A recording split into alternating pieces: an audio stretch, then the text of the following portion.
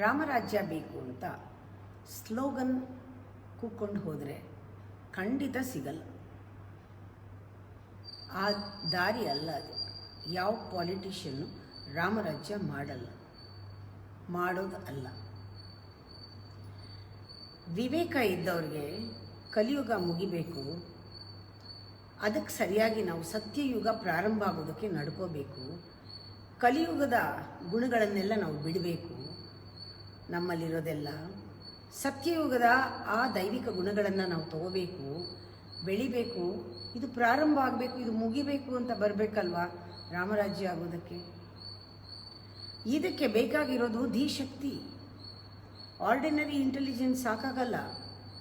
ಪ್ರಚೋದಿತಗೊಂಡ ಬುದ್ಧಿ, ವಿವೇಕ ಪ್ರಜ್ಞೆ ಇರೋ ಬುದ್ಧಿ, ಪ್ಯೂರ್ ಇಂಟೆಲಿಜೆನ್ಸ್, ಇಂಟ್ಯೂಟಿವ್ ನಾಲೆಡ್ಜ್, ಇದು ಪ್ರಚೋದನೆ ಮಾಡಬೇಕು ಬುದ್ಧಿಯನ್ನು. ಗಾಯತ್ರಿ ಮಂತ್ರ ಹೇಳ್ದಂಗೆ ಧಿಯೋನ ಪ್ರಚೋದಯ, ಒಬ್ಬರದಲ್ಲ ಎಲ್ಲರದೂ ಸತ್ಯಯುಗಕ್ಕೆ ಮಾಡಬೇಕಾಗಿರೋದು. ಇಲ್ಲಿ ಕೊಡೋ ಜ್ಞಾನ ಪುಸ್ತಕ ಜ್ಞಾನ ಅಲ್ಲ. ಬರೀ ಪಾಠ, ಓದು, ಹಣ, ಅಧಿಕಾರ ಇವೆಲ್ಲ ಸಂಪಾದಿಸೋಕ್ಕಲ್ಲ. ಇವೆಲ್ಲ ಬರುತ್ತೆ, as A consequence, as A reward ಬರುತ್ತೆ.